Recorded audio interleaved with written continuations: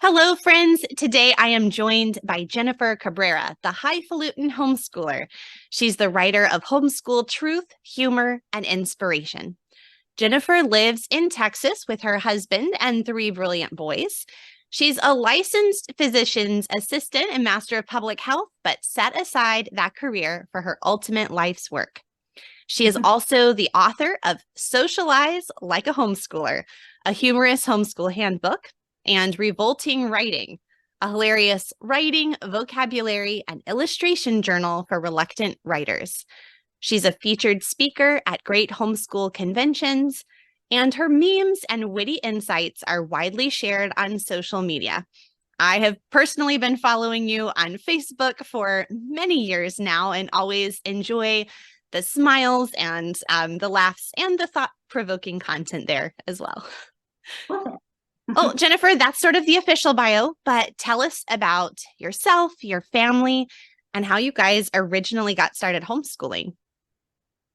Okay, well, you covered a lot there in the bio. My husband and I are both actually physician assistants, and we met in school. We've been married 21 years. And as you said, we homeschool here in Texas. Three boys, two of which have graduated and moved on. And I have my youngest here, who's my real homeschool guinea pig. My oldest two, I pulled out of school after the second grade. When things weren't going as planned, my husband and I were both public school graduates, so we just assumed that that's what we should do because that's all we ever knew and never really thought about homeschooling because homeschoolers are weird, right? Um, but things didn't go so well in the second grade, and my boys that actually love to learn, I could see the light go off, and it just was a battle to get in the car and go to school every morning.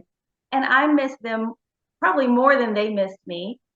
We had done so much together before they ever started school. They knew their colors, their numbers, their shapes. They were reading a little bit, and it never clicked that I was already homeschooling because, like I said, they were supposed to go to school. But in second grade, it went downhill, and I had a few don't want to say arguments, but run-ins with some teachers about things that didn't go the way that we thought that they should. And then I thought to myself, what am I doing? I know I can do a better job. And so if you're going to ruin your kids, you might as well take them home and do it yourself, right? Right. So I begged my husband to let me at least try to homeschool. I know I can do this. Just let me try. And if not, we'll put them back in school. So it was that one day at a time, just let me take a chance on it. And it worked, and we didn't look back. I mean, after the first month, we knew this is going to work for us. But we did the 1 year at a time for those family members that were worried we were going to ruin them. We would just tell them, 1 year at a time, 1 year at a time. But I think deep down we knew this was going to work for us. And so that's how we got started homeschooling, right after second grade with my oldest two. So I just never put my youngest in because he wanted to be with his older brothers anyway. And so it worked out.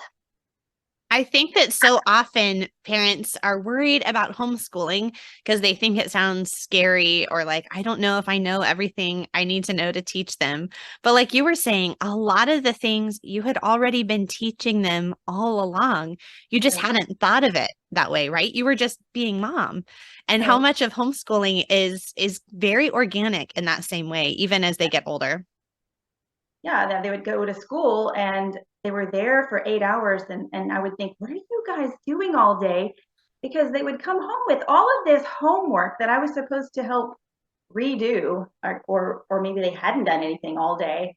And so I thought, well, I'm teaching them anyway, because we're having to read these readers 3 times in a row and do these little counting things. And it just, all these questions in my mind started making sense about why homeschooling actually is a thing, and I'm doing it anyway. And so, yeah, it was just that shove to get angry with the school enough to like push me into, you can do this. You already know you can.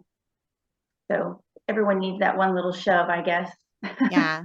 Well, in the years since then, where you kind of, I guess, a bit surprisingly found yourself homeschooling, and now those young men are graduates, how have you seen your thoughts about education, your approach to homeschooling grow or change over the years? So I would say that I'm probably more of a type A person, kind of a control freak anyway. And I had to get past that. My first I guess our first year homeschooling, we did every single stinking page in the workbooks and all of the textbooks, and we checked all the boxes. But we also wanted to do the homeschooling thing, so we went on all the field trips and went to all the Christmas activities that we didn't get to go to when they were in school, and all the summer camps, and all the, we were going to do everything. And I basically wore us all out that first year because we were still, we had to say the pledge and make our beds and get dressed and morning announcement. No, it wasn't that bad, but it was very much school at home the first year on top of all the homeschool perks. So it was kind of nuts. My mom is a former public school teacher, so she laughed at me the first year, which she was behind me with homeschooling from the start, but she laughed at me for finishing every single page and every single exercise and activity because she said, we don't even do that in the public schools. So I was an overachiever that first year. But I stepped back afterwards because I thought, I'm going to wear them out. They're going to miss the lunch line and going to school and sitting with their friends in a square room all day because I'm wearing them out. And we took a more eclectic, creative approach. And I decided to let go of that structure that it really doesn't make sense outside of the classroom. And we don't have to write everything down. And we don't even have to get dressed unless someone's going to show up at the door.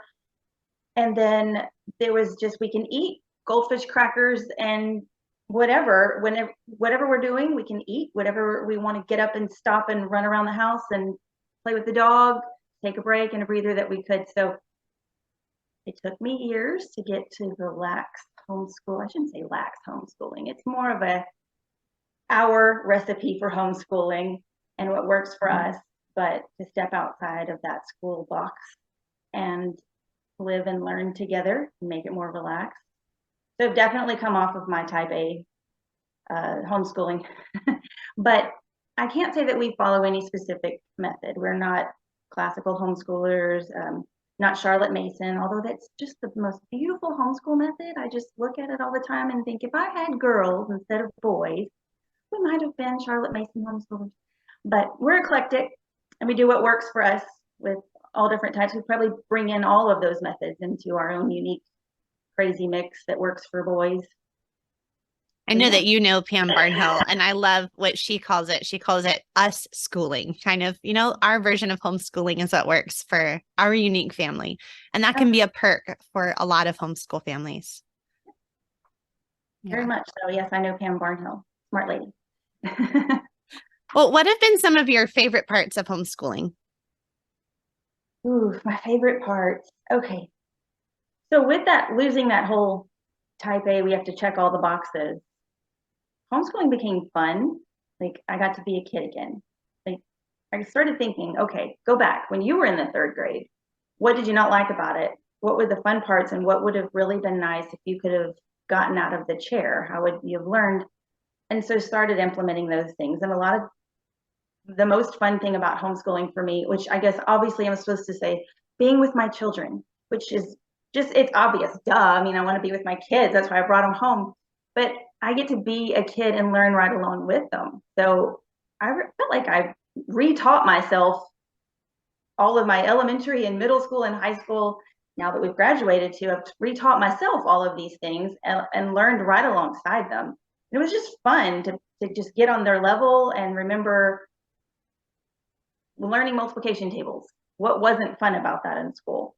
Well, why do we have to sit in the chair and sit here and drill with a pencil? Why can't we stand up and march around the room and say them out loud and throw M&Ms at them when they get them correct? I mean, why can't we put our hands on all of the science things? Because in classes, you sit there with 25 other kids and maybe one person gets called forward and gets to mix the things and watch the volcano erupt. But at home, everybody can get involved and we can do the messy things that they didn't allow in school, or we can go see the things. We don't have to sit at home. So being a kid again was probably one of my favorite parts of homeschooling, and still is, even though the only one I have left is in high school now. But even in high school, they like to get messy. They like to throw M&Ms at them when they get something right. They like food. It's all about the food, always. Yes, it's never a bad time for a snack. No. And then also, it's no matter the age, but especially as they get older, middle school and higher, one of the best things about homeschooling that I think is focusing on their interests and how they learn best, and getting to not wait till graduation. It's not learning to live and waiting to get out there in the real world. Like, this is your life now. And one of my sons got his pilot's license in high school. So he was able to do that because homeschool frees up a lot of time. But we weren't telling him, no, you have to wait until you're in the real world, which is such a funny argument because people say, homeschoolers are not socialized, and how will they learn to be in the real world? And it's just laughable because we are in the real world and not stuck in a box waiting to graduate and get to do those things. So not to jump a topic there, but one of my greatest things about homeschooling would probably be the getting to focus on what they're interested in. And you can even take subjects that seem not to be related, like English, and you can turn that into an interest of theirs. You can write a paper just about anything, and so they don't have to sit in a classroom and focus on what the teacher is constantly poking at them. They can take those subjects and apply them to their interests and life goals and really get ahead. It's such a joy to me to see my teens becoming their own unique people.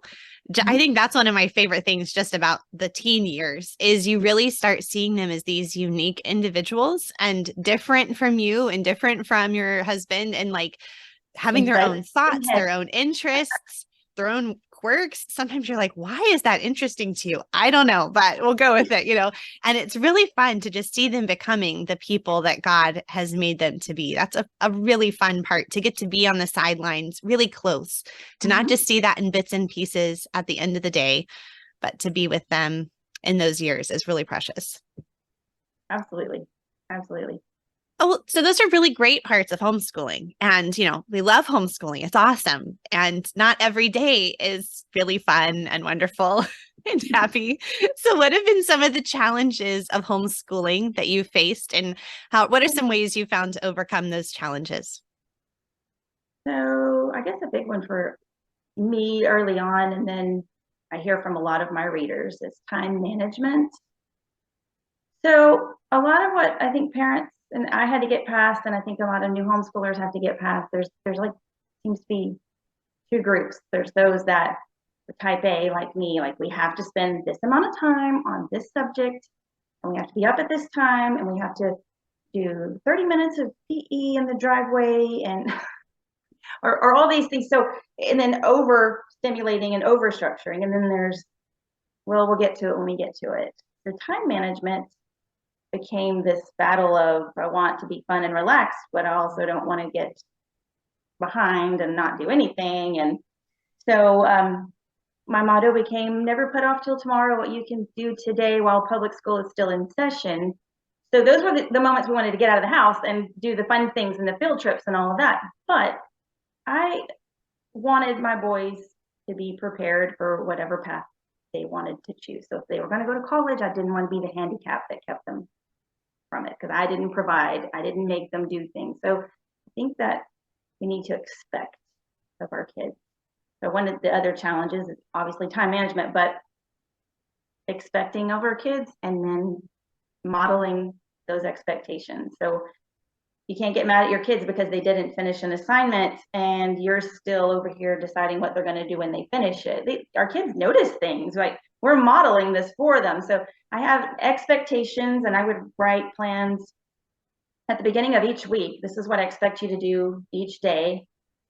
And you can work ahead, but I don't want you to be behind.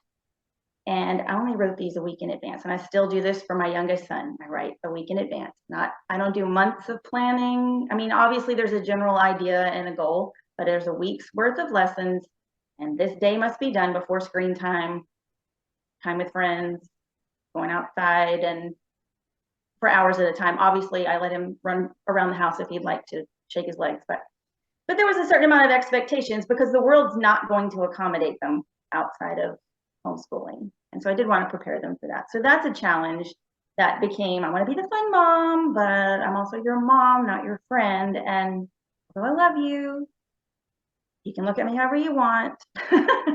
but I'm still your homeschool teacher here. But so those are two of the challenges.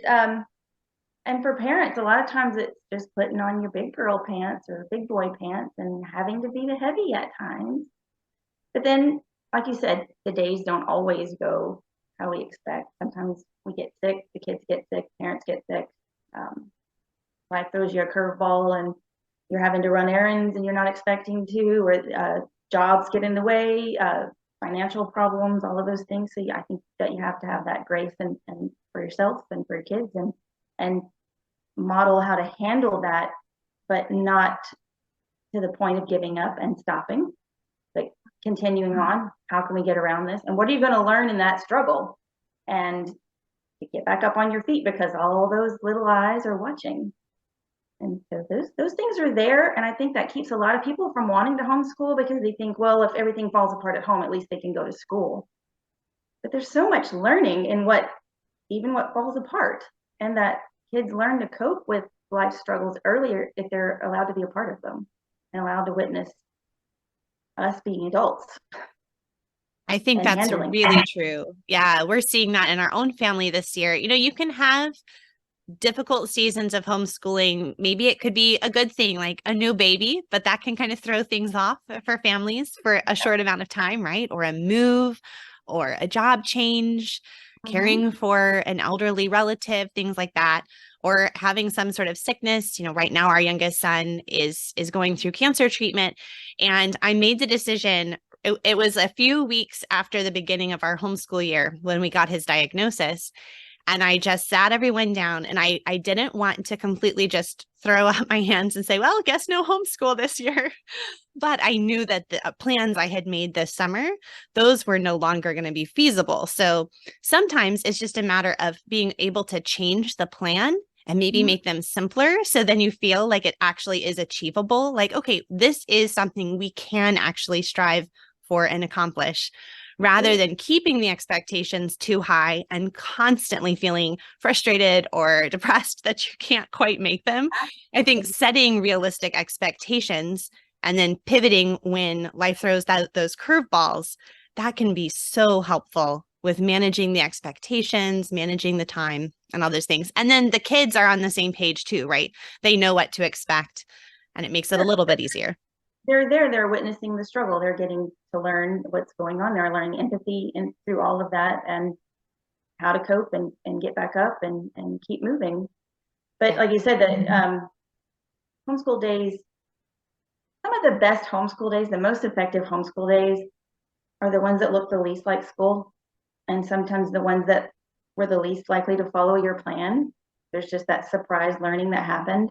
And I think with new homeschoolers, especially because they read all the brochures and they look at all of the homeschool curriculum, and they may go to convention and they hear all these wonderful stories, which are partly true, but homeschooling is not as pretty as it looks in the brochure. It's really kind of messy, and it's like, did we just do anything? I think we did. I started a discussion. I think we did science, but then everyone's in and out of the room. Some things are written down. There was a lot of arguing, but then you hear your kid explain something they've learned this week to a relative or a friend, or you hear them in a conversation with their friends about something that sounds really adult, and you're like, oh, they really were listening to me.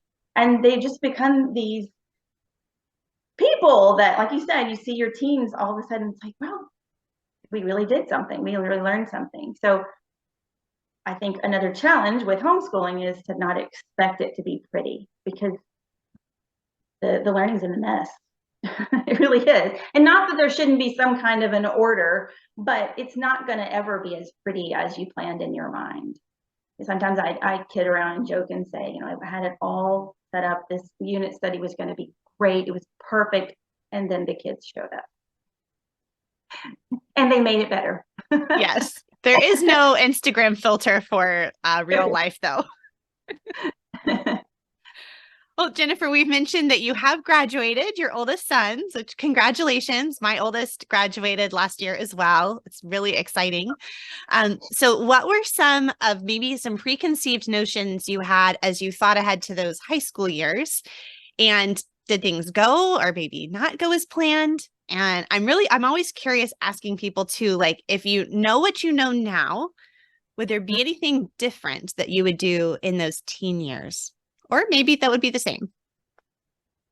Okay, so the first part of that, going into high school, I guess about, eighth grade, there's like this big chasm where we all think if I step over into ninth grade, we've made a do or die decision here. It's the final choice. We are definitely homeschooling from here on out, because there's always that fear that if you start homeschooling high school, but then you want to put them back in a school, they won't accept mom's homemade transcript, right? So there was that, okay, are we going to homeschool high school? Which I was going to do it anyway.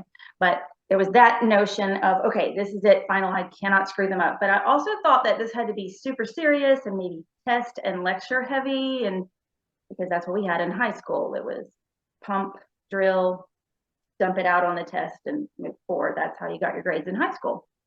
But I was doing this eclectic, crazy homeschool thing, and I wanted to be able to keep the fun stuff and the hands-on, but I knew I had to make a transcript and everything. And then once we got started, what I really figured out was that a lot of homeschooling high school was providing the resources and snacks, lots of snacks, and using the answer key in self-defense, because obviously that's wrong, Mom, when we were checking math. But anyway, no, I actually found that high school was easier than homeschooling elementary and middle school. And I know some moms may not agree. And I loved my kids when they were little as much as I love them now, but it was easier to get them on track because they were more self-starting and motivated, and they knew what they needed to do, and they knew how to get it done, and they were fun to talk to. It was just great discussions, and everything still didn't have to be written down. I had to pop back in to make sure they knew how to write an essay, that they knew who Jesus and Shakespeare were, and the dangers of credit card debt. But other than that, they were really self-sufficient and kind of went with what they knew they needed to get done for their next goal outside of high school and after high school. And so I was blessed to have twins with motivation and knew what they wanted to do, which also helps. And I know a lot of parents struggle with, and then their teens are struggling with, I don't know what I want to do next.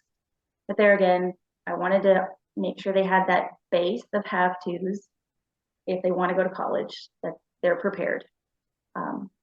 And also give them time to go after that interest, to really research what they can do in that interest, possibly as a career, and spend time tinkering with whatever that interest might be, and maybe finding them some mentors in that area, or just throwing resources and references that you can find at them, and just giving them the time to really find out what they're interested in, who they are, and kind of be just a facilitator more than the teacher at that point. So homeschooling high school actually was more of a kind of a relief than what I had built it up in my mind. And we really had fun with it. And I really had to learn to get out of the way.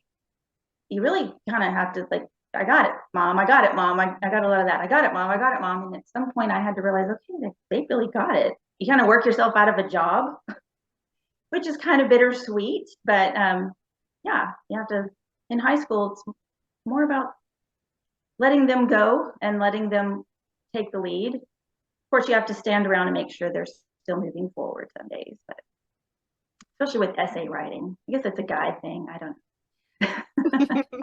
know. Did you have a particular way that you helped them have this clear idea of the path they wanted, or was that just something that kind of was more their personalities? They had a pretty clear thought early on.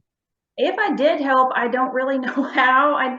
One of my guys was just always interested in aviation. So homeschooling actually led us to the Civil Air Patrol, which is where he got a lot of his information and started to move up through the ranks there and get some experience with flying, and then got a scholarship to get his pilot's license. So I feel like that was all him. I mean, he just loved airplanes, but we were there to make sure that we could feed that interest for him without turning it into curriculum. And that's another thing parents need to remember. You find the interest, and there's this, you want to go run out and buy textbooks and all that, make it a class, and and all of these things. But sometimes get out of the way. Just let them, if they ask, I would really like to have this such and such book. I was always like, okay, let me find it for you. But let them take the lead. Let them teach you. That was another thing. Like if they were interested in something and I really didn't know anything, I wasn't going to pretend. I wasn't going to go grab a book and read up on it and then pretend I knew more and here, let me make a course on it. I let them teach me. The other twin was very interested in computer programming and engineering, and math is not my strong suit, but that kid can do some math, and I will not take credit for that. I bought the textbooks. After Algebra 2, I told him I can't do this anymore. I learned Algebra 4E the first time. I relearned it, I should say. I went through calculus, obviously, in my college career, but you forget all of that when you don't use it. But after Algebra 2, I said, we will find the resources to keep you going. So he is just a math whiz, and I can't take credit for that, except to say I signed him up with the teacher that knew how. And so many moms of young kids thinking about homeschooling, I hear them with their very, very young children, and they're like, but what about algebra? And what about the transcript? And what about, lab sciences and all these things? And I think it's so encouraging to have this reminder, right? That just because you're homeschooling through high school doesn't mean that you personally are hands-on teaching every single subject necessarily. And so there's so many ways to get the resources to find, oh, someone who's really excited about calculus. I would love for you to teach that to my kid, right? You don't have to personally teach the calculus lessons. Thank goodness. Yes. Yes. And another thing we did with my oldest two is junior, senior year, they did dual credit courses. They actually both got their associate's degree through a local community college. And so when they graduated high school, they graduated with their associate's degree. But when they went and they went in person, they didn't do online, they went in person classes. But it also built their confidence at that point, because I remember there were times where they were, are you sure I'm homeschooled? Are you sure I'm prepared? Are you sure I'm doing what the other kids are doing? Am I going to be able to keep up? I don't know, this seems too easy. I would get some questions like that. And so, well, we're going to do dual credit. And if you can't keep up, then we'll know that mom failed you. But it was actually an eye-opening experience for them in more than academic ways too. There was some negative experience, which they obviously learned a lot from and grew from, just being out in the world and away from the homeschool group and crowd that they were used to. And I was glad that they were able to experience that before they moved out of our house. So we had those discussions. But they found that they were academically prepared and that they were mature and spiritually prepared to handle some of the situations that they were put in during those dual credit years. So that was a sticky time, but I think that it helped them grow, and then it tested that whole, they're going to be weird and awkward homeschoolers out in the world, and they were anything but. They were very mature, they handled themselves well, and it prepared them before they moved out to college. So that was a good thing. And another surprise about homeschooling high school I found was the ease of application processes to colleges and universities that were excited to meet homeschoolers. That is, I think we only applied maybe to one or two that were fine with homeschoolers, but seemed a little reluctant to accept some things. They accepted their transcripts just fine. They had extra hoops, I guess, for homeschoolers to jump through. And so, but generally, all of the application process after high school to get into college, it's actually way easier than it. I built it up in my mind, or I'd heard from other parents and scary stories, and we just really didn't hit much of that at all. And so that was a big surprise after homeschooling high school. And you asked me earlier, would I do things the same or differently? Things I would do the same. Read aloud. I made them listen to me read to them until the month before they graduated, I guess. They were doing finals with dual credit, and I gave them a little bit of a break. But at that point, I actually was going back and reading picture books with my seniors all year. Before we would start one of our novels or continue a novel each day, I would bring out their favorites. It's kind of end of this homeschool time together, and they would laugh and giggle still, even though they thought I was being silly. And you're going to remember this. It was just kind of a fun thing we did. But I loved our read aloud time. And we did book versus the movie parties with our read aloud time. That was one of my favorite things about homeschooling high school, that I would do the same. Also, stacking the first 2 years of homeschooling high school, freshman and sophomore year, get in a lot of those basic requirements: math, sciences, English, the most important electives, because in the last 2 years, if they're doing dual credit, they're going to be distracted with that. And then they're also worrying about making memories with friends they might not see after graduation. And then you have all the big events that are coming up and application process. And so it gets a little bit more complicated, and that roller coaster starts going really fast towards the end. And then you start thinking of all the things you didn't get to. So definitely stack the first year. And I know a lot of people want to homeschool on their own, and I was one of those. We didn't join a co-op for probably the first 5 years or so that we homeschooled. And then we tried a co-op, and it was okay. We liked the people that were there, but we thought the classes were a little bit less academic than we wanted. But we ended up finding our people in a homeschool group that offered more of a socialization type thing, and field trips and prom and all yearbook and theater and things like that. And it was good that they've made lifelong friends in that group. So that's something I would do the same. Well, you brought up socialization, the big S word. Because even after all these years, I was a homeschool graduate. Most of us are doing okay. Like, we seem to interact just fine with other human beings most of the time, most days. But we still hear this concern, right? Or like you brought up earlier in the conversation, how are your kids going to operate in the real world? Are they going to turn out really weird? How would you respond to the homeschool critics, or just maybe a genuine concern? I can't help but giggle now. I used to be really defensive about it because I had family that thought that we were crazy for going to homeschool, and no one in my family had homeschooled. So when I told everyone, but they'll be weird and unsocialized. And today I laugh because, well, that's actually the point. And because what does socialization really mean to people? And a lot of the world thinks, well, it means to interact with your peers 8 hours a day or more in a room with no one else. And that's not true socialization. So not to laugh in anyone's face, but socialization is probably the best perk of homeschooling, because they get to interact with the world already. They're with all ages. Being around adults is probably more important than their peers, because aren't we teaching them to be mature and to handle things as adults? I mean, people say we're raising kids. No, we're raising adults.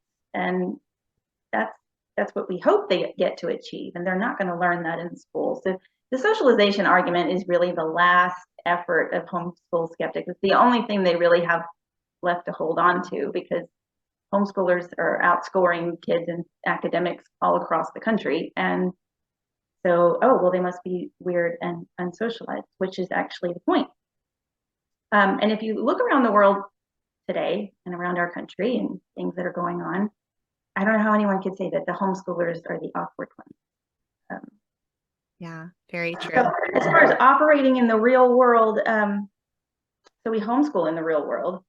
I read a post a few weeks ago, I guess on social media somewhere, and I'm not going to quote it correctly, but someone who thought they were being clever against the school system, and this was a public school parent, I guess, that had put this out. It wasn't a homeschooling post, but that they really think there should be more classes offered in high school to teach kids how to cook, how to do laundry, how to do personal finance, automotive repair, real life skills. That why don't we have textbooks and courses in these things? And I'm thinking, Jennifer, don't write anything in the comments, because I'm like, yeah, my fingers are itching, but I'm like, should we tell them? This is homeschooling. This is your job. These things are built into living and learning at the same time. You don't need a textbook. It doesn't need to be a written course. There's just so much real world learning that if you let them out of the classroom, they're going to learn it anyway. It doesn't have to be a syllabus. and a textbook and testing. Get your hands in there and cook, because everyone needs to eat tonight. This is just living and learning. And it just comes so organically and naturally with homeschooling that post just kind of made me laugh. And I did not comment, although I thought I might. But so that means also that when you decide to homeschool, that a lot of parents that are new, I think, and maybe some that have always been homeschooling, they compartmentalize their kids from these life things like, oh, well, I have to get them going on their math so that I can come in here and do the laundry, and I have to plan for dinner, and my husband needs to be here, or my wife needs to be here to watch the kids so that I can go get groceries, and I can go to the bank, and I can go, visit Aunt Ruthie or whatever. Don't leave your kids out of these life things. I mean, even though people may roll their eyes when we come into the bank with all of our kids and they want to see how to fill out the form and look inside the vault behind the counter if they can, or whatever, they're learning from all of that. So I think just taking your kids with you, to take the dog to the vet. We're all going in. I remember when they were younger, we would take our dog to the vet, and all of my boys wanted to come in, get around the counter and see what they were going to do with the dog and pick their brain with 1,000 questions. So allowing them to be immersed in life and in your daily tasks and learning to do those things is part of being in the real world, which is why socialization in homeschooling is a perk. It's not, it's really, it's laughable to say that homeschoolers aren't socialized and don't know how to handle themselves in the real world, because they're living it every day. Plus, at the bank, you get free lollipops. So there's another perk. Yes. Well, what encouragement would you give to a mom who's listening and is starting to think, okay, maybe this sounds like something I actually could do, is excited to hear about these perks, the benefits of homeschooling, but maybe it still has that worry. I don't know if I have what it takes to homeschool. What encouragement would you say to that new or considering homeschooling mom? Well, right away, the fact that you're thinking about homeschooling means you probably can do it. The fact that it's come to your attention that you might need to, that you see that there's something wrong, that you feel like you should, probably means you can. I know a lot of people say anyone can homeschool, and anyone can if they want to. And a lot of times I think that, like, just to say that anyone can homeschool, some people maybe shouldn't. Not that I don't wish it for their children, but you have to be in the right frame of mind, and you have to want this for your kids. It has to be your number one job until they are grown and self-sufficient, is to raise your kids and teach them how to adult and help them become productive citizens. But I think a lot of what holds people back, and I wrote these things down because I don't want to forget them, is the first thing I think a lot of parents that I want to homeschool, but I'm kind of worried about, and the first thing is what other people will think, maybe their family or their friends. And then, are my kids going to miss out on all those things that are in school and the rites of passage, like the homecoming dance or pep rallies? What about my free time, my career, and I have to work, or me and my husband have to work? And what about math? I feel like those are the big things that stop people from wanting to homeschool. So my answer to all of these things collectively is, what are you waiting for? Because all of those things combined are not worth as much as your child's well-being. And already you see there's something wrong, and you're concerned about the way things are going, and you feel like you could do it better. So no one's ever going to love them as much as you do. And you're going to put their needs ahead of the system, the school systems, that is. The school system's never going to put your individual child ahead of the system. So there's that. But if you want to break each of those things down, the money and the free time, there's expensive ways to homeschool, super expensive ways, and there's some affordable ways, but all of them are going to take some kind of sacrifice. But you don't have to sacrifice your kid to the system to do that. So you can work your homeschooling around a job. You can homeschool at night. You can homeschool in the morning. You can homeschool on the weekends. You can take turns. Dad homeschools one week, mom homeschools the next week. Get grandma involved. It may cause some financial burden, but I feel like sometimes you have to compare that. What is the burden that your kid has to endure every day at school if they're in a bad situation and you really want to pull them out of it? How much money is that worth to you? So it's a lot of juggling. There's never a perfect answer, to make homeschooling fit. You have to make it fit and work for your family. And then as far as free time, I know everyone says that you'll never regret time with your kids instead of time at work. And then there's the argument, well, I'm hearing it now and my kids are driving me crazy and I need a break and I know that I'm going to miss this someday, but I don't want to hear that now. But down the road, and it does come, I mean, when they do move out, it feels like someone removed both of your arms with twins. I know. I miss them so much. So I don't regret any of that time that we spent together. And free time is overrated. And you really have to start learning to enjoy doing things with your kids, because eventually they'll be adults and you want them to enjoy doing things with you. And remember that you gave them your time so that you're still in their at least rearview mirror and they come back for the food at least, right? At And least. then and then another one of the answers to this, worrying about what they're going to miss: homecoming, prom, the lockers, all the things that go along with school, these rites of passage. Well, first off, in homeschooling, we have a lot of these things now. My kids went to prom for 2 years, and there's all kind of homeschool groups that get together, and they have a yearbook, and they have game nights, and they have classes, and so to think that they're going to be missing out, you're not going to put them in the closet and hand them a math book and not let anybody get around them. That's not homeschooling at all. There's just so many opportunities out there that shouldn't even be a worry. But you will have to work as a parent to find those things and get out there. And sometimes I think my kids are more socialized than me because I found these things for them, and I want to take the art class too. It looks fun. So then you get to meet other homeschool moms and you find your community. And then the last thing, worrying about what other people think. So now that I've graduated my two, and I know my family was not all on board with me when I started, and some laughed at me and said, promise me you'll put them back in when you realize you can't do this. So I had a need to prove myself.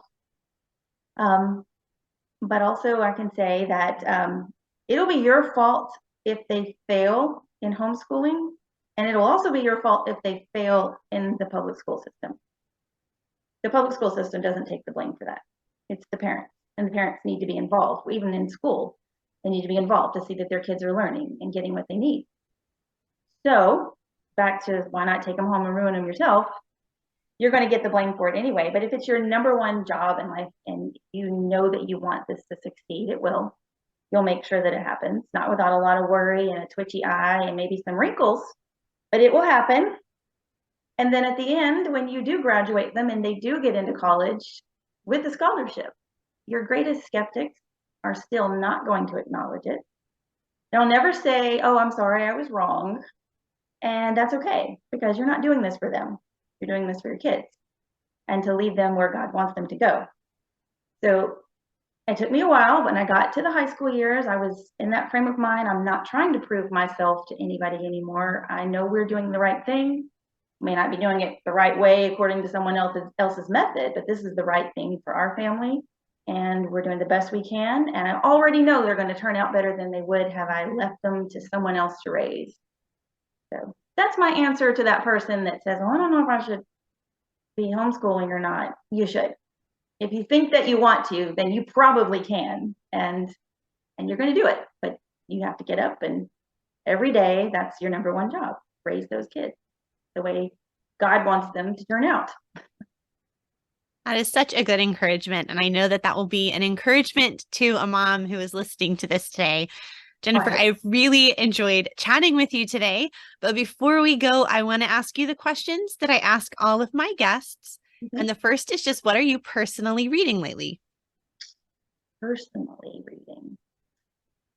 Well, I'm personally reading, this is kind of silly. So I started, it's not silly, but maybe silly to some. I've never read the Bible all the way through on my own, so to speak, I guess. So I bought one of the, it's called a 1-year Bible. I don't know if you've heard of it. So I'm reading that myself. But I always have like, 4 or 5 books going at once. And I don't know if that's a sign of ADD or if it's just a homeschool mom, because I read with my kids and then I have all these things going. So I've been reading the Narnia series again with my third. He's in a class called Starting Point, which is biblical worldview class. And so we just finished 3 of the Narnia books, and then we're heading into Frankenstein and Dr. Jekyll and Mr. Hyde. But me personally, right now, that's what I'm reading, the 1-year Bible. Like, but I'm actually moving a little faster. So I'm really trying to beat that 365 days. My personal challenge. I actually put Chronicles of Narnia on my 40 before 40 list. So Really? last podcast season, I interviewed Elsie Uticello, and she was telling me how she had created a list of her 40 favorite books that she wanted to reread in that 40th year. So between her 39th and 40th birthday. And I just thought this was the greatest idea. So I decided to do this myself, but because I have a terrible time picking and limiting myself, I would like put an entire series as one title, because I didn't want to have to pick just one of the Narnia books. I was like, I'll just read the whole series. That'll be one thing, right? It's fine. So I'm not sure if I'm actually going to get to all of the books on the list, but there's a lot. We read the first 3 for this class. I have not read them all, but I've read them out of order, and that's a big challenge that you're taking on there. We just read Agatha Christie's And Then There Were None for a spooky read, and it was a great book. And I read it with my oldest 2, and then I read it again with my youngest. And then we did one of our book versus the movie parties, which I'm all into, because the book usually wins, but occasionally the movie is better, but not in that case. Agatha Christie is the queen of mystery. So her books are great. she really is. On your book bucket list if you don't have any. I had the Murder of Roger Ackroyd was the one that made my list. Yes, that was the very first Agatha Christie I ever read. So I knew I had to limit myself somehow with her plethora of books. So I went with the one that was first and beloved to me. All right. The final question for you is, what is your best tip for helping the homeschool day run more smoothly? Yes. I wrote a few down, but let me see my best one. I mean, you can give more than one if you want. We all could use some good tips. All right, get up at a decent time. Doesn't have to be exactly with an alarm every day, but get up at a decent time and get to your list of expectations. Have some self-forgiveness. It doesn't have to be beautiful, but also don't take too many pity party breaks. Forge ahead. Try not to get in a habit of excuses, or your children will get in that habit of excuses with you. Because you only get to raise them once. And you have to repeat that to yourself on the hard days. And remember that you're the adult model, which is a lot to take on, but they're watching you. Sometimes it's really hard to be a grown-up, but if we want our children to grow up and be grown-ups, they're watching us all the time. That's what's tough about it, is that I gotta be the heavy, but I want to be fun, and you can be, and you can be both. You can laugh and learn right along with them, but you're not getting on the computer until you finish your math. So Mom, you should probably not get on social media till you've done what you're supposed to do too. Let's get out the M&Ms and make this happen. Jennifer, this has been a delight to chat with you today. Thank you. Can you please let people know where they can find you all around the internet? Okay. So my website is hifalutinhomeschooler.com.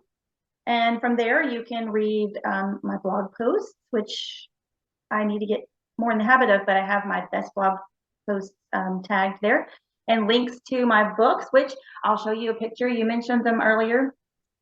Socialize Like a Homeschooler. This is a laughter-filled joke book for even dads, homeschool moms, homeschool dads, and their kids. Something in there for everybody. And then Revolting Writing. Can you see these? revolting writing, and then Gross Out Grammar, books 1 and 2, the whole series. I'm not in the camera, am I? Woo, there they are. Those are for middle school. Middle school reluctant writers or kids that like to laugh their way through language arts. It's just a lot of fun. Homeschooling boys, I figured out real quick that writing about what type of tree would you like to be and why is not as fun as it sounds. And so I came up with this series to get kids excited about writing, because when they're excited about a topic they're interested in, it makes things a lot more fun, and they're eager to share, and there's illustrations. It's full color workbooks. Anyway, so those are linked on my website as well. And then you can find all of my fun homeschool memes and pot stirring posts on Facebook and Instagram, Hifalutin Homeschooler there as well. And then the Homeschool Solution Show is a podcast that I co-host. I think my episodes come out about once every 2 months or so. And that's at homeschooling.mom, the Homeschool Solutions Show. And I also write for Homeschooling Today magazine. The Hifalutin Hints is my section, and I think that can be read online in digital form at homeschoolingtodaymagazine.com, I believe, is the email address. I mean, the website address. And my email address, if anybody wants to contact me about anything homeschooling, is hifalutinhomeschooler@gmail.com. Fabulous. And I will have all those links linked up in the show notes for this episode over at humilityanddoxology.com. And if everyone listening can take a moment to subscribe to this podcast where you're listening, share this episode with a friend that you think would enjoy it and be encouraged. And we will chat again soon. Thank you for having me.